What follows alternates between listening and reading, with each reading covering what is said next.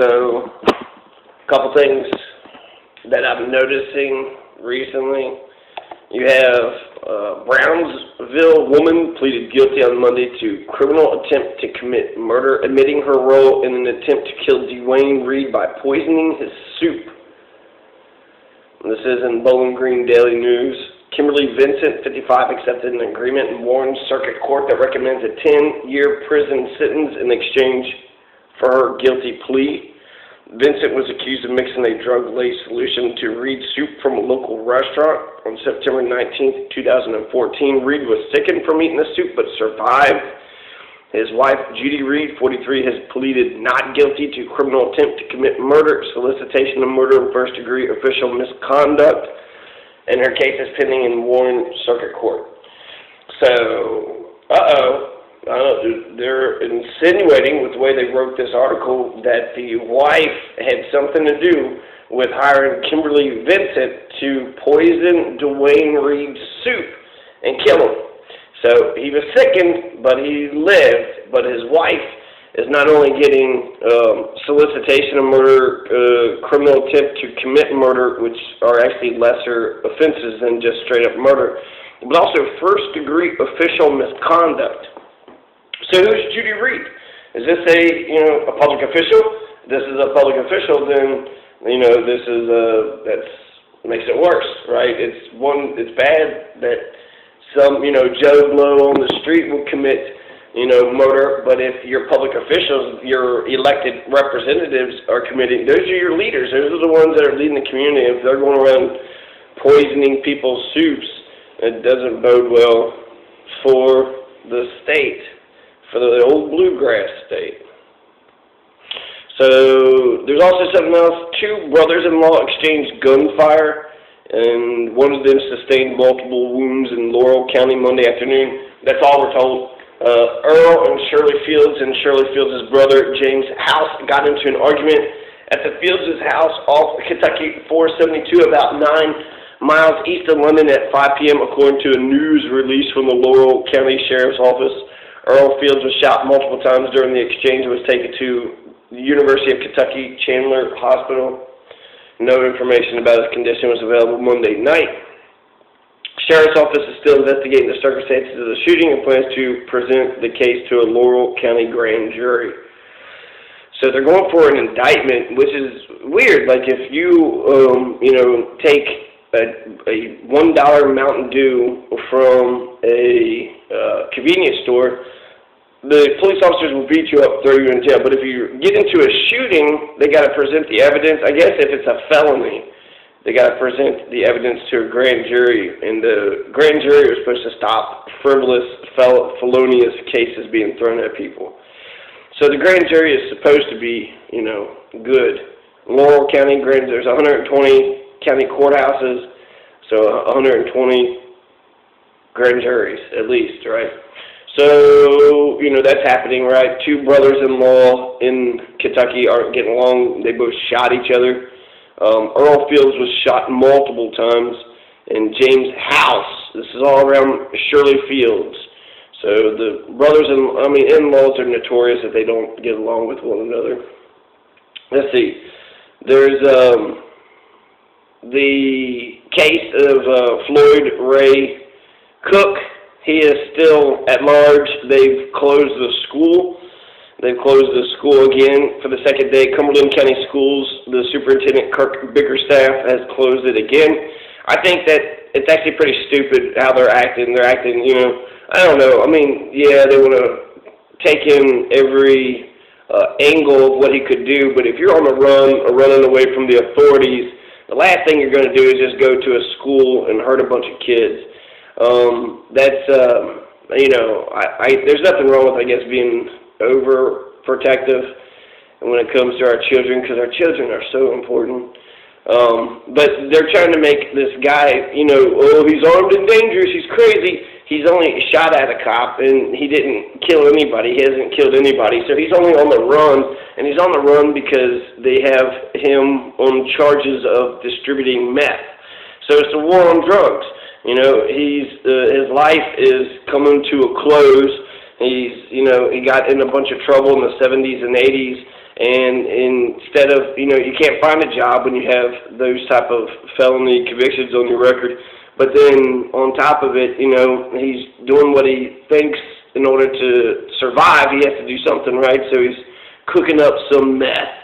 And I never understood meth. Just look at the after pictures, right, with all the people's faces peeling away. It's almost like, do you want to put your face into an oven, and just be forever permanently changed? But that's, he's on charges of first-degree trafficking in methamphetamine, tampering with physical evidence. So what, he tried to hide his meth or something? And that's in Hardin County, which is Elizabethtown. And then a warrant is issued for his arrest that remains outstanding. They just pass out those bench warrants like it's candy, like it's fun times, at Ridgemont High.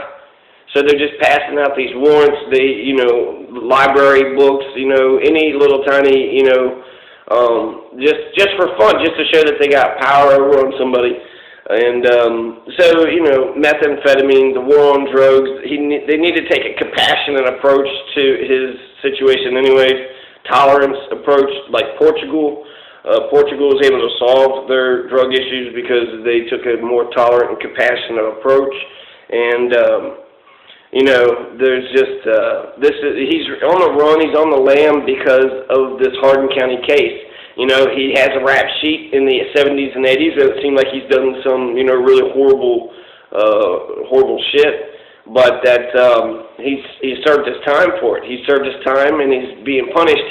So the things that he's on the run for right now is methamphetamine and tampering with physical evidence. And then, there's a bench warrant because he didn't show up for the arraignment in August, September, October. So it's 2 months, He's just been on the lam for about 2 months now. And then they went to pull him over in Tennessee. He knew that he had a warrant out on him. And instead of going to jail, he said, I'm not going to jail. And took off, shot at the cop. Now he's in Cumberland County, shot at some Kentucky State troopers.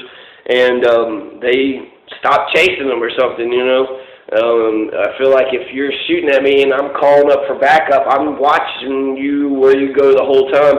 I'm not, I don't know how I could lose you unless I went around the bend and just, got in a ditch and was real quiet, and then you just kind of, walked right past me by happenstance. You didn't, you just didn't, I was a good hider. I ran in the spot. I don't know. I don't see how, if I'm on your tail like that and I got the authority of the state, yeah, you got a gun, finally, they actually have a criminal, right? They actually got somebody who is not willingly submitting to just their badge, and you don't know what to do. They don't know what to do. And when it comes to good citizens, they'll harass a good citizen all day long, but when it comes to the actual criminals, they got a problem. This has been Friday. This man has been on the run, and he's been on the run, for 5 days.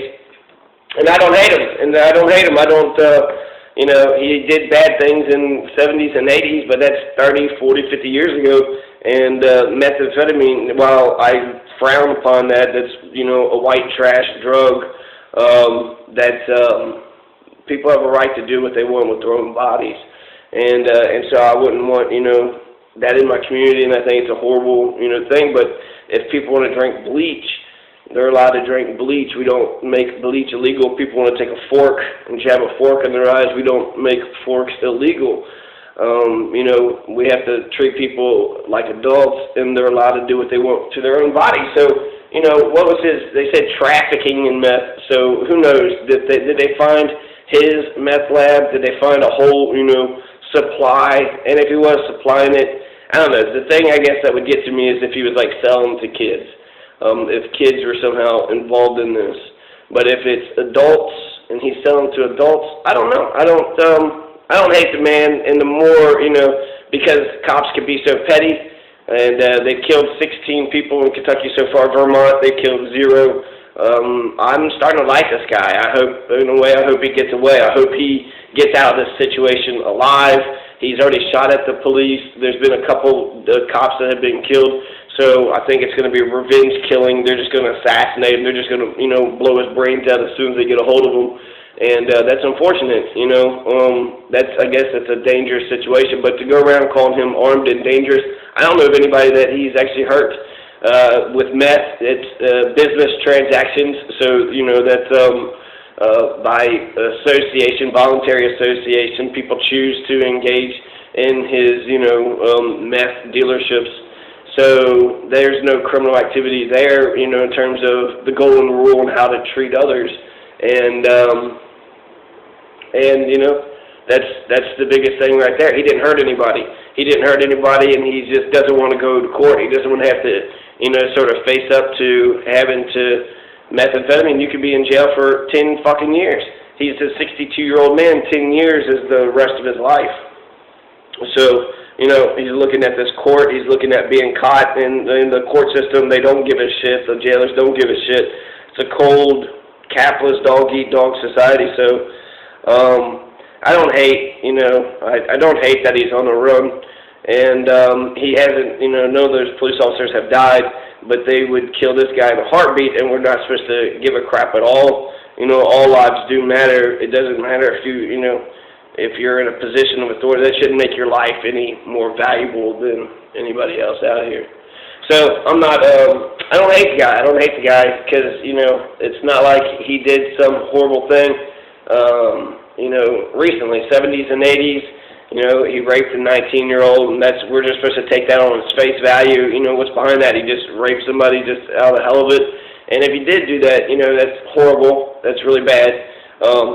But, you know, he did his time in the 70s and 80s, so 30, 40, 50 years ago. I'm not sure what his sentence was or what he got with that. And then riots, something about a riot. I felt like the 60s was one big riot anyways.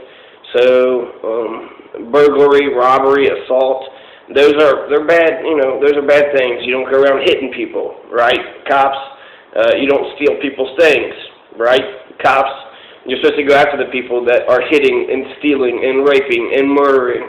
And so, you know, those are the things that he had done when he was in the 70s and 80s, but I haven't heard anything past that. So the 90s, good. 2000s, good. 2010 up to 15, good. So he's been 25 years, and he's been quietly, you know, I guess, you know, selling meth. And eventually he got caught. So now that he got caught, the war on drugs is going to terrorize and make his life hell. And instead of him accepting that his life is going to be hell, he ran. He took off. So it's the second day that the schools are closed. He's still at large. Floyd Ray Cook. I would assume he's still in Cumberland County somewhere, probably up in the hills. I don't see how they don't have helicopters and dogs all over the place. I can understand why they're closing, you know, the schools. I don't think he would run to the schools. In fact, I think that would put the kids in a safe area. And right now, the kids that stay home in the, you know, rural areas, they might come across him. In fact, they've already come across, there's only been like 2 sightings of him. One was a teenager, and then another one was some couple, and he used their house, and then they ran off, and the teenager too, they both ran off and told, oh my God, I saw this person, but by the time the authorities got there, he had already been gone. But that close on this trail, they're still not able to find this guy.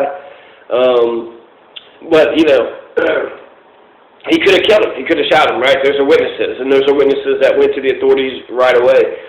And he didn't shoot them. So to say that he's armed and dangerous, he is armed, he is dangerous because he's, you know, trapped like a rat. He's in a corner. And if you corner even the most docile animals, baby kitten, it'll scratch at you. And it should if it's trying to survive. You have a right to preserve your life. You have a right to self-preservation.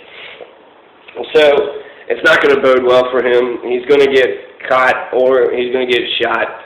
And then either way, if he gets caught, he's in prison forever. If he gets shot, maybe it's just a quicker death sentence instead of just, you know, robbing his life in front of him.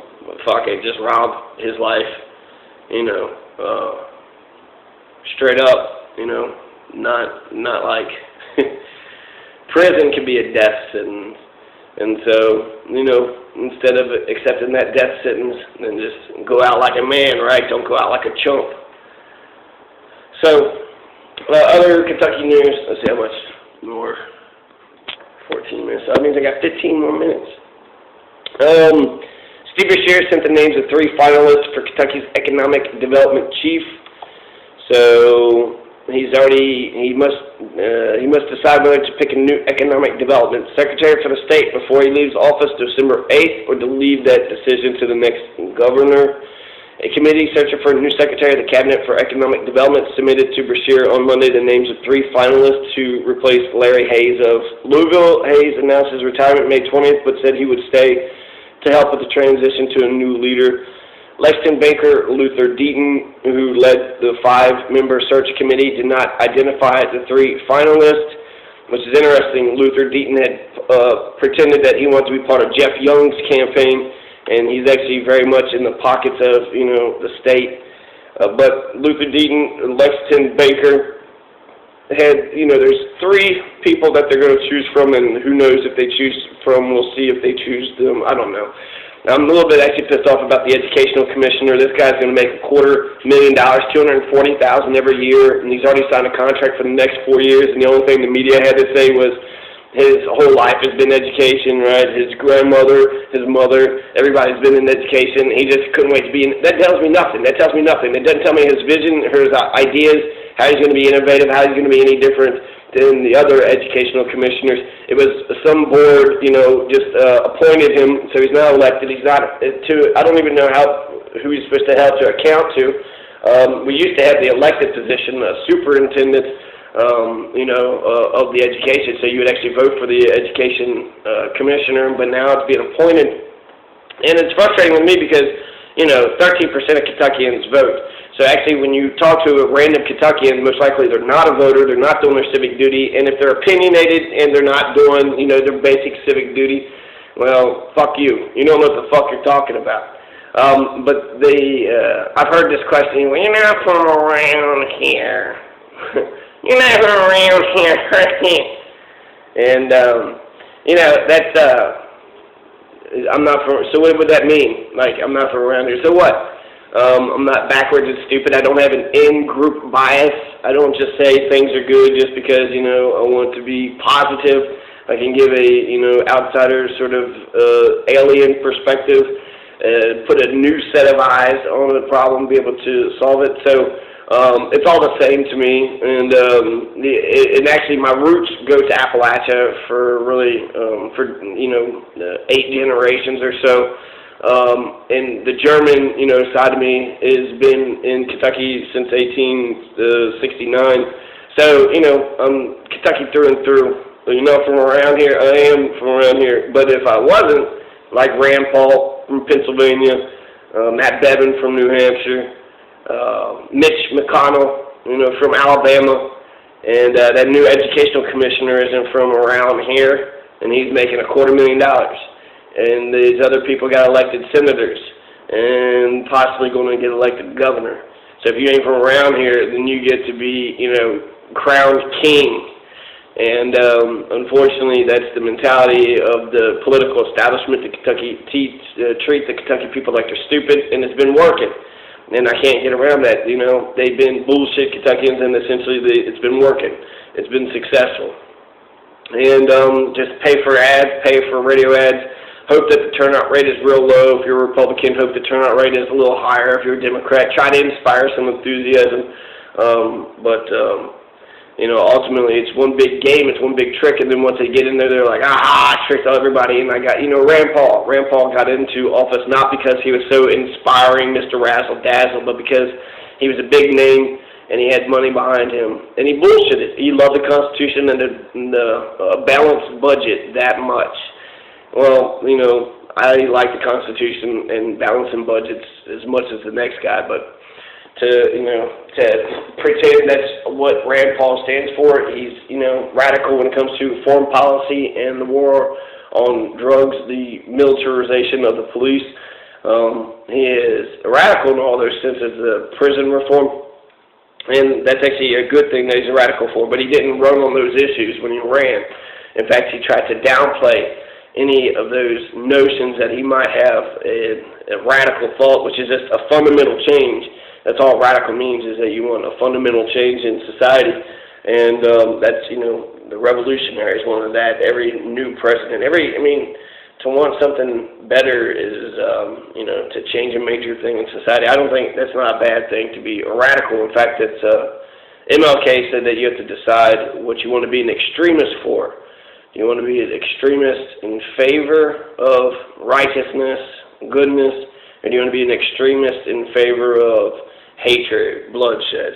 So it's not about, being a moderate or extremist or radical. It's about whether or not, you are a radical for good things or a radical for bad things.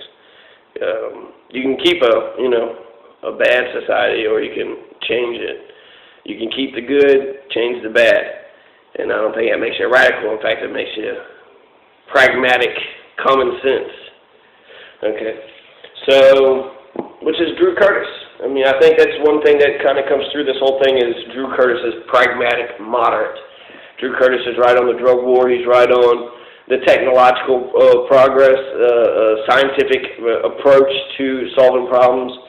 I'm a little annoyed with his anti-politician stuff, because he's a politician, because he's speaking truth to power, but he's pretending like he's not a politician. I'm a citizen. I'm just like you. Well, that's what they all try to do. And so it's like, oh, I'm running something different. And he is doing something different, but I don't know if he knows what he's doing. It's different. But we'll see. We got 7 more days. Tuesday, 1 week from now, is going to be election day, and it's not just election day for Kentucky. In Virginia, they actually have a whole bunch of local positions that are up. So Kentucky has a big governor's race and executive state, and they have 5 executive positions, which you should vote for: Allison Grimes, Adam Edelin, Jean Marie Lawson, and Baby Brashear. So vote for Baby Brashear. Brashear did a good job. And so having Baby Brashear into one of the, the seats of power, I think would be a good thing for Kentucky. And better than that Westerfield guy. But there's also,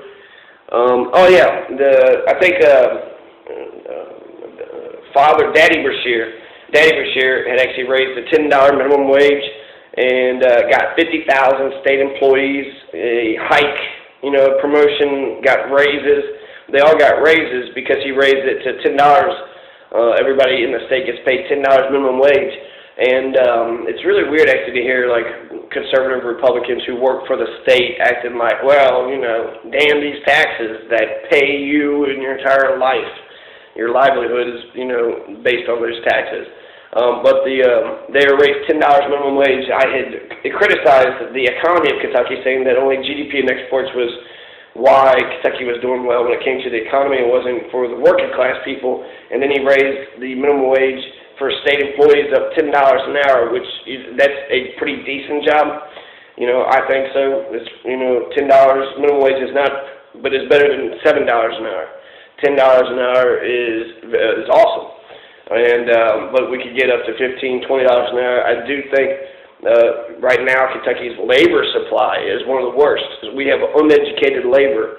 We have lots of people willing to be able to get on the assembly lines and do a bunch of rudimentary type of monotonous, boring shit that a monkey could be trained to do. But anything that takes adaptation or innovation or intelligence, we're not educating Kentucky people enough to be elevated into the positions in these companies. And so that's one of the things for a good business climate, to have a plethora of educated talent, lots of employees that you could hire from, talented, qualified employees.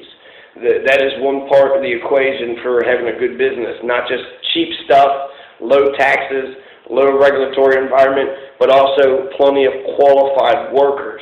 And Kentucky doesn't have that. They're 46th in the nation for having good, smart, qualified workers. They got a bunch of dumb, backwards, ignorant-ass pieces of, just 1 million poor people.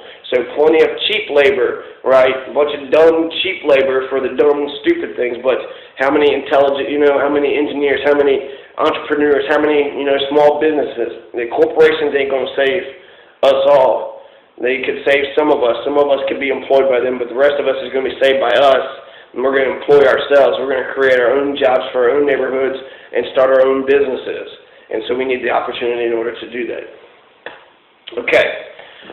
So that's for, the big races, the vote for Allison, Adam Edelin, Jean Marie, and Baby Brashear. They're the Democrats.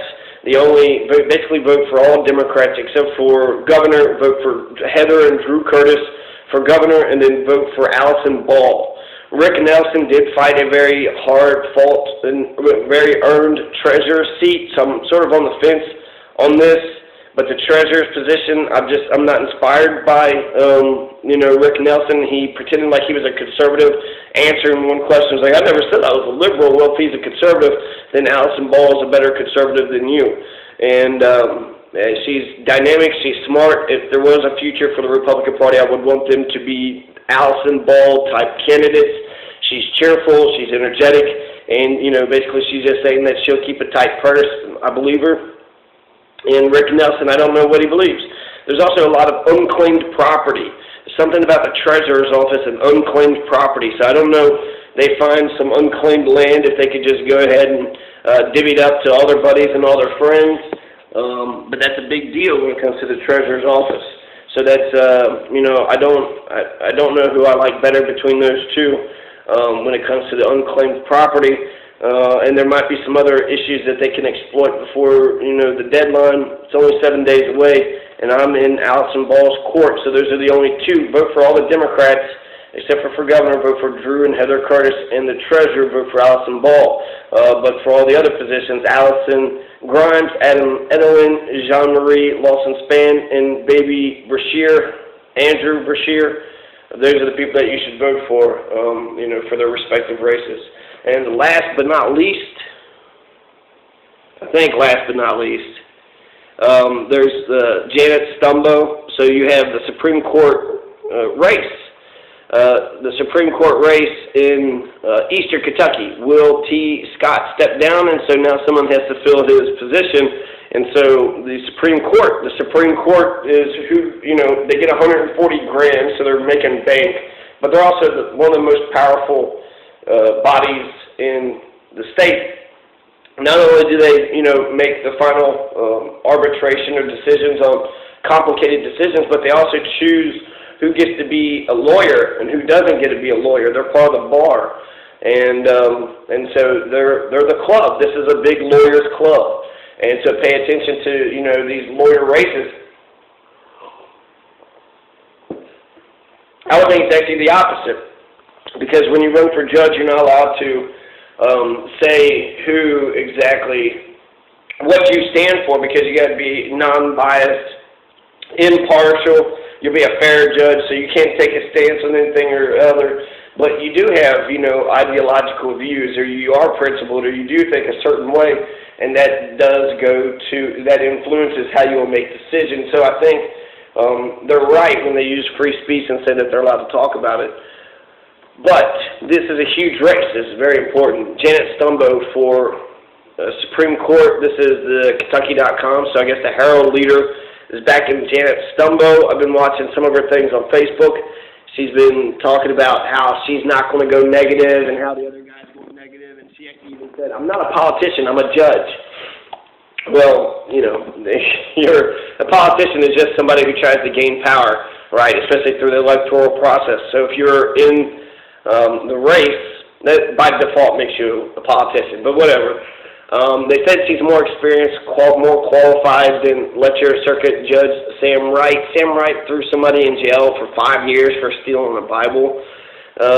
Sam Wright he's a bit of a Nazi. I don't know what, 24 years is how long Janet Stumbo has been on the bench. If she's related to the House representative, the Speaker of the House, then I like him. I like that Stumbo, and so she's related. I think the Stumbo gives me a warm, fuzzy feeling.